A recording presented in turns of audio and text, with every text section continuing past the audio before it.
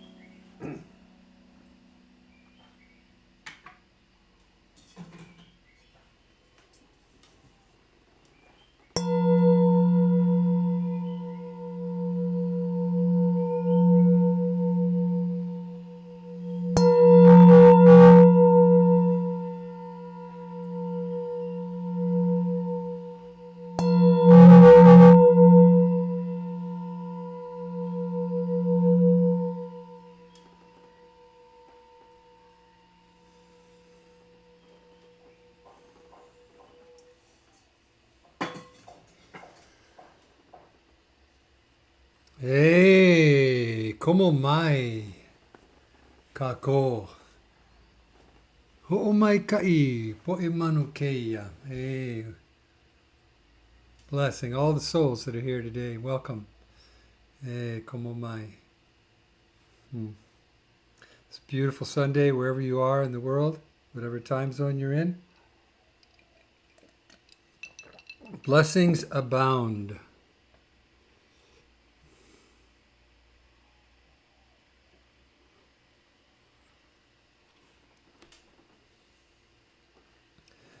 Well, it's warm today here in Kauai. This is my first summer here in decades. I'm not so sure I'm going to do this again. Even though I was born in Miami, in the summer we used to just lay on the bed at night and just sweat. No covers, just still, just so humid. Well, we have the trade winds here, but my little house doesn't have windows on the side where the trade winds come from, so it's pretty warm. Anyway, how are you guys today? I have so much to share. Been contemplating for quite a while what to share with you guys, and there's so much happening in the world. So much realignment taking place through so many systems and so many people. And there are quite a few systems that are on the mark right now, really doing well, helping people find themselves. I remember once Abraham Kauai saying to us, you know, you spend so much time on therapy, you know, trying to find yourself. He says, well, all you have to do is, here I am. I am here. Yeah. And so much of this, you know, has to do with the alignment of spirit, mind, and body. And in oponopono, which is the one I talk about today. So I had a really good meditation with Haleakala Hugh Lin. I sent it to all my friends. It's a pretty good meditation. And I love the Trinity that is being used in that meditation, where the mother, the intellect, in Kahuna Science, that would be the lono, or the uhane, the soul that thinks and that speaks. The soul that provides is your Aumakua, where energy comes from. And it is the soul that provides infinite energy and that loves. And the mother, that's the father, and the mother is the soul that thinks and speaks. And the child is the unihipili, which is the soul that clings. And that would explain a lot about how we like to attach to concepts, to beliefs, to people, and how we like to possess concepts, beliefs, people, things. You know, everything from a bathing suit to a car to a towel to a toothbrush. You know, notice how we are so attached to everything we use to keep our life in some sort of balance that we can relate to. Yeah, observe that. Observe how much attachment is going on in your life from moment to moment. And you know, these challenges that I give you, that I offer you, I like to give you a time frame. 1 day, maybe 1 hour, maybe 1 week, maybe 3 days. Just observe all of the things you're attached to. And the infamous words of Buddha, attachment leads to pain. Why is that? Well, because we have to let go, and we're not trained in letting go. We're not trained in sovereignty and the idea that we don't really need anything. That's a big one. Because the ego mind is really busy on need and want and acquiring. Yeah. Yet, when we are fully connected, as in this poster, with our I am presence, with God within our own mind, us in the mind of God, there's much less need. There's a fulfillment that we feel, right? And this is why we meditate, why we do yoga, why we stretch, why we breathe, conscious breathing, to move a lot of the stuff that doesn't belong. Yeah. To stay connected to that part of ourself that is light and that knows that death is an illusion.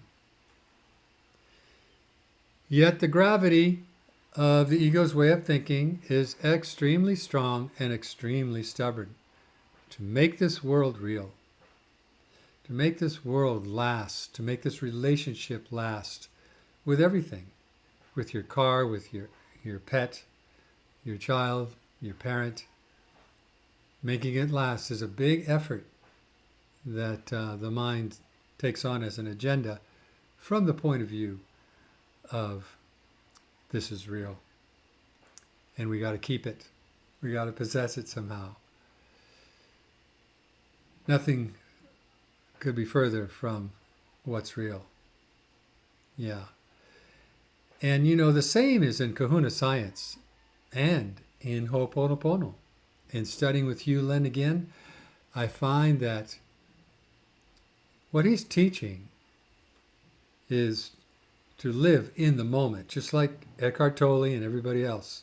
To live in the moment is where you'll find yourself. How is that possible? When apparently there's a Course in Miracles lesson, I only see the past. Think about that for a minute. When you look around in your life, how are your references being perceived, calculated, logged, notated? How are they? They are being recognized from things that have happened in our past. That's right. Things we were taught from a very young age and how to see the world.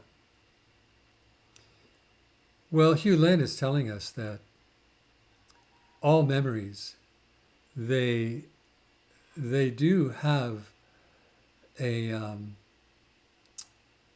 charge of energy. And if we're not choosing a memory that is bringing us closer to the present moment, then we are literally living in the past. And we're viewing the world through the past. And this is where the old school of psychology, that is slowly fading, maybe even faster than slowly. That we have to identify with our past as something that's real and change it or heal it. Both systems, Ho'oponopono, forgiveness through Ho'oponopono, self-identification, and also through Kahuna Science and also through A Course in Miracles, deem that the past is no longer, that it actually doesn't have a life at all. It truly does not exist. Every moment that has gone before is gone before. And everything that comes after this moment is not here yet. And we have a lot of fun playing with this, don't we? Designing our future. Yeah. And yet a lot of the conscious sciences today are teaching to be in the present moment. To be present is a big deal. To be in your I am present is huge. And all the masters that walked the earth, they all were masters of presence. They were masters of holding the light within their own bodies, emanating from their immortal being, and just shining that in all directions, just like the sun, without conditions. And the beauty of that, we were all given this gift at birth. This is part of the bundle of what we came in to share with the world. And to rediscover our original innocence through the fall, using that as a metaphor. So Hugh Lin is telling us to clean. Clean what? Clean the memories. Clean the toxic content that the memories hold. So the memory is now empty.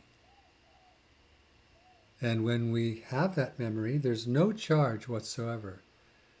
You could be able to speak about the most gnarly betrayal, the most great loss that you've ever experienced in your life without any charge, because it's an empty memory, completely empty. That's what the cleaning is about. I'm sorry, please forgive me, thank you, I love you, is a dialogue from the mind that has made the choices from the mother to the child, which has received the mother's choices and followed them to some degree that it was comfortable with. And so a lot of the choices that we have made have caused our child a lot of discomfort. And that is what I'm sorry is all about. Yes. So this is it has nothing to do with guilt or shame. It has everything to do with an honest relationship between the mother, the child, and the father. So the mother is looking and asking the child to bring forth its cherished wounds, to bring forth its triggers, to bring forth its hurtful memories. So the mother can hold them in compassion and apologize for her part in the planting, in the experience of those hurtful memories.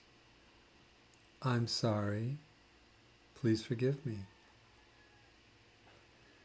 And as the child, the body, feels more safe in this dialogue with the mother, the intellect, it will slowly open up and allow that memory to be released, the charge in the memory to be dissolved, erased, loved to death. And that stone from the bowl goes down, back to the earth, and here there's more light now in our bowl of light. So that is what I see as the core, Morna Nalamaku Simeona and I Haleakala Yulin, what they are teaching us through Joe Vitale and so many other teachers. And so this is easily done. I made it look easy because it is easy. Now, what you're up against is the ego, which its job is to hold us in suffering, to make sure that we pay for everything we've said and done that wasn't acceptable, let's say. Because there is no wrong. And that is a whole nother lesson there. Everything that happens here on earth happens for a reason, to evolve our soul. And this is very important to remember, especially when you are in the midst of a radical betrayal. You've been married for less than a year, and your handsome husband has just, run off with one of your girlfriends for a night or whatever. Of course, it goes both ways. And so that pain that we feel, there's a reason for it. And the reason for it is to bring us away from this idea of possession. Remember what I said. All attachments lead to pain. It's a law. It's an energetic law that all attachments will lead to pain. Because in this dimension, everything that attaches has to come unglued. This is a temporal dimension, this 3D. And everything that comes together, it has a time, it has a purpose to come together and to be together, whatever it is. Whether it's a plant in your living room, or a pet, or a car, or a house, or a significant other, a parent, a child, there's a purpose in it coming, entering your world, and being with it, and gleaming all the lessons that it has for you. And then it comes apart. The child leaves home. The car moves on. The pet goes to heaven. The relationship, well, it's evolved. And so the importance is to take what you can from the intensity of the pain. Refrain completely from shame and blame. Do not, if you want to evolve, do not blame anyone for your feelings. Look inside for the programming that is causing those feelings. That's where you'll find the glitch in the matrix. That's where you'll find why everything appears the way it does to you. Why everything feels the way it does to you is through the programming. So, I'm sorry, please forgive me, has a lot to do with the parent taking complete responsibility for the child holding these cherished wounds. And being the good mother that she is, consciously, she's informing the child that the child is safe. The child is safe to feel whatever it needs to feel. And to experience the feeling fully of betrayal or abandonment.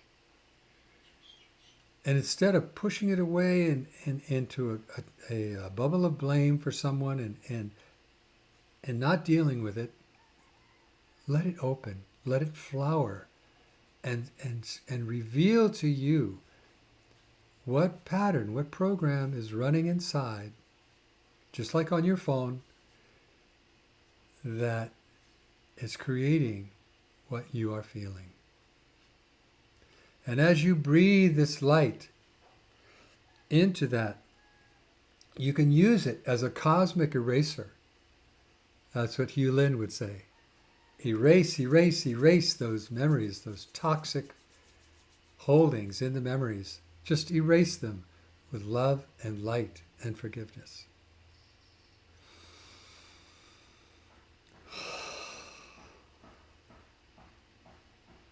Did you know that in most spiritual teachings, forgiveness is number one for all forms of healing?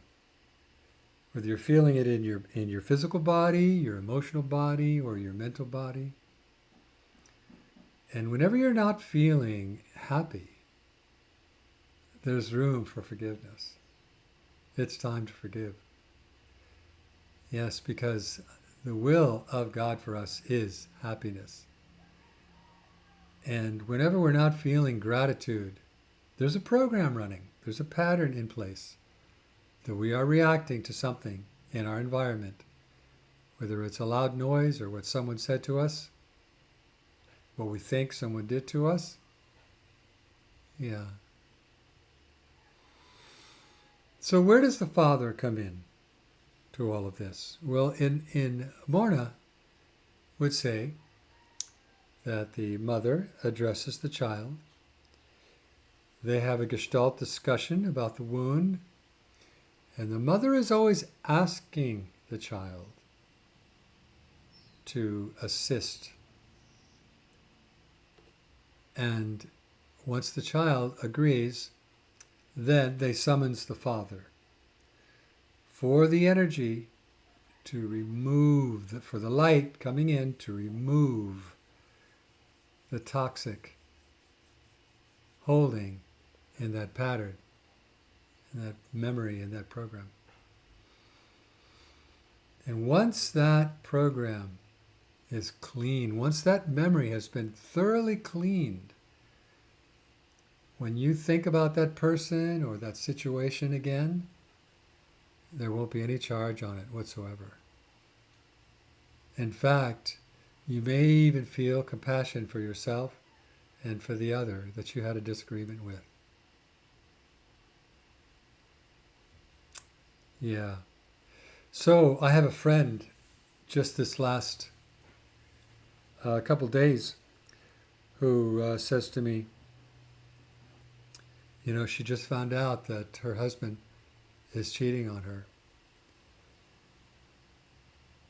And how much it hurts. It was a text. Because I was just with her a couple of days ago, and I guess that's why I was moving through her life. Because she was about to find this out, and I was creating a buffer. I left her with my book, The Sacred Apology. And we didn't know. And that night she found out and texted me the next morning. So I was contemplating this. And I was viewing it from a very detached sort of impersonal point of view, because I've been there. I think we've all been there who we explorers in our lives with love and sexuality. So I was looking at it and I was like, oh, okay. And it dawned on me that this is normal in our culture, in our society.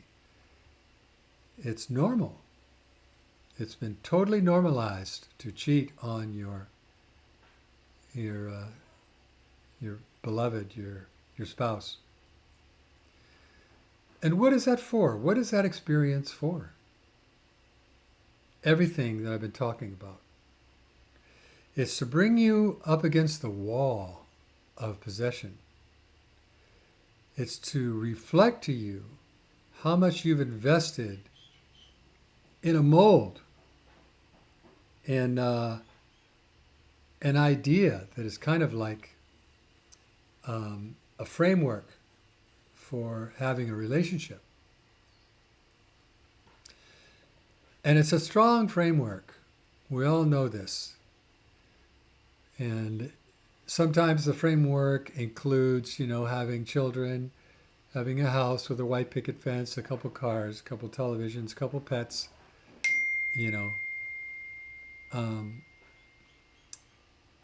an angel just got its wings.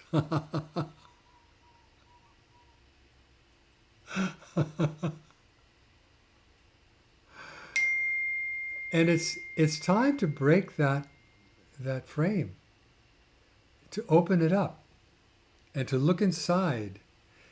And I think the reason for betrayal in a marriage has everything to do with breaking the mold of what has gone before.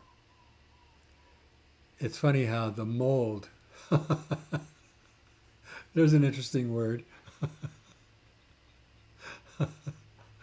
You have enough mold in your life, it'll kill you.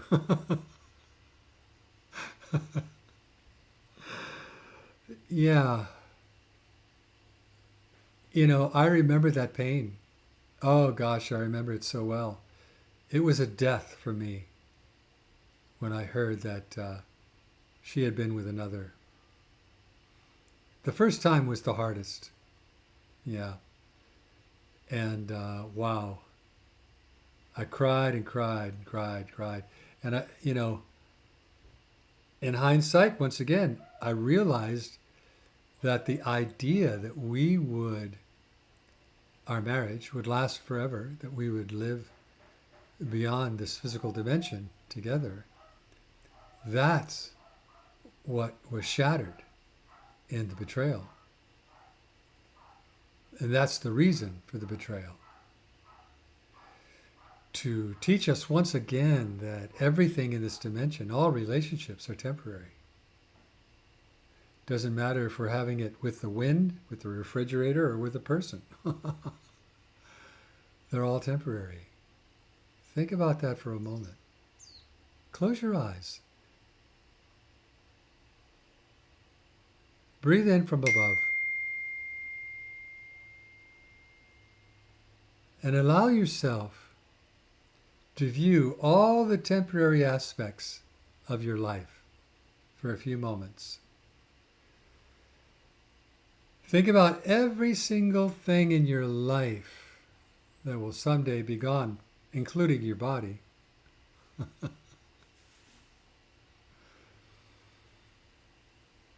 And try and find security in that. Is it possible to find security in what is temporary?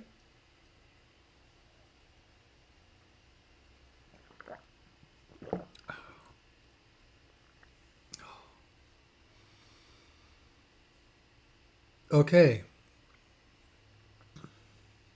Can you see beyond the temporal aspect of, let's say, your primary relationship with someone? Can you see beyond that physical 3D relationship? Can you see through it to what is actually real, what is permanent in that relationship? Breathe that in. Look, seek, and ye shall find. There is a permanence in all relationships, soul to soul. See if you can connect with it beyond this dimension. Use your higher self to guide you, the Holy Spirit.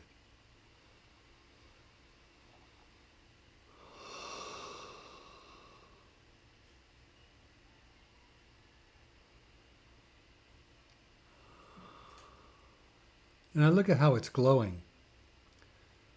How that love is not separate. You are not separate from them. They are not separate from you. Neither one of you is separate from God. Feel the light in what I say. The immortal nature of true, undefined love.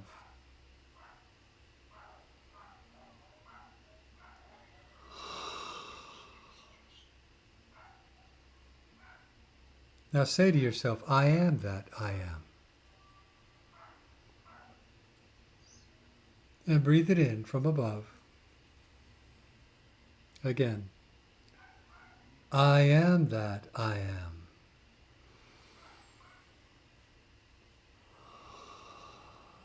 Feel that light pouring in like a shower through your 8th chakra above your head into your body. I am that I am.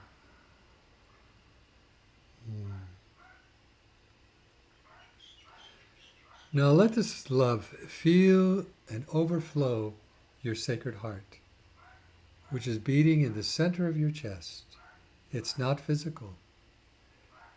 It is a 5th dimensional aspect of your being. The one love The ancients speak of the one love. It's right here in your heart. Breathe it in from above and overflow this vessel, this pu'uvai, vessel of water in your heart with light. And let it ripple into your community. Don't push it. Just let it overflow from the vessel of your love as your heart, your holy grail, if you would, which connects us to all divinity, all immortal aspects beyond this dimension, through infinity, connecting us to all the light that is not physical, that is so pregnant with possibilities of choice for us. I am that I am. Call, respond. I am that I am. Call, respond. I am that I am.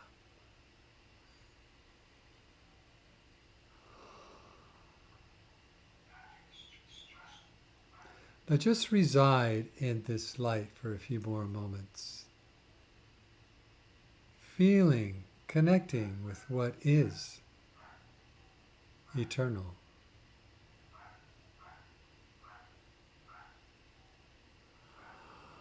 And hopefully this, if you plant this, or when you plant this deep enough within your biocomputer, you'll find it so much more easy to let go of people, places, and things.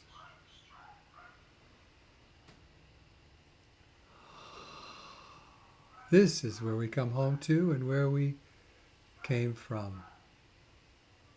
That's why the word Om is in the middle of the word home.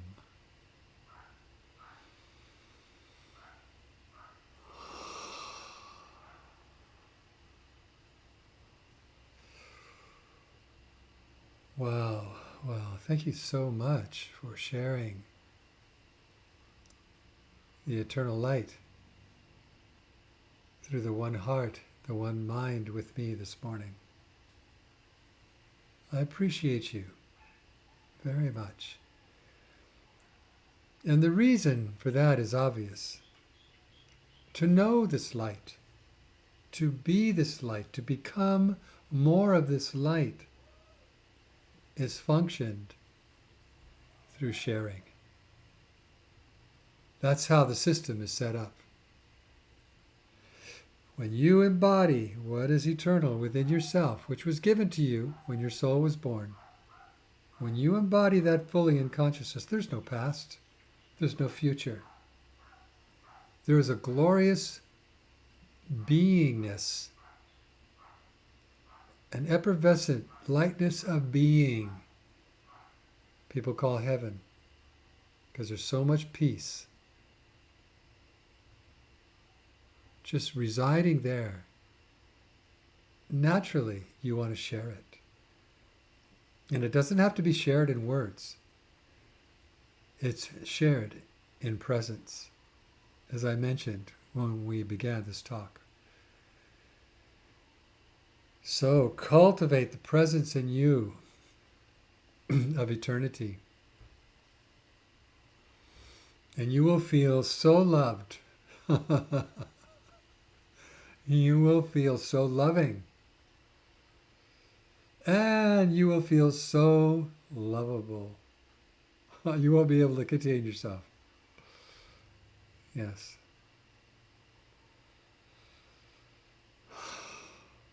God bless you. God bless us all. God bless all the souls in the world that are struggling and suffering.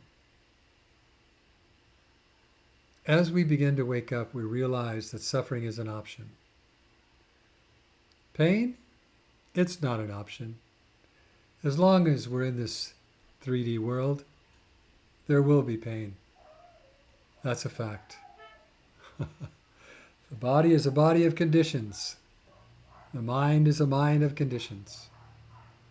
The light, that's another story. It has no conditions whatsoever. And its joy of being, JOB as an acronym, joy of being is to just feed us light for all of our choices without judgment. Aumakua, mahalo nui loa. Yes. So as these podcasts continue, I'm going to be teaching more and more shamanism, esoteric Hawaiian shamanism.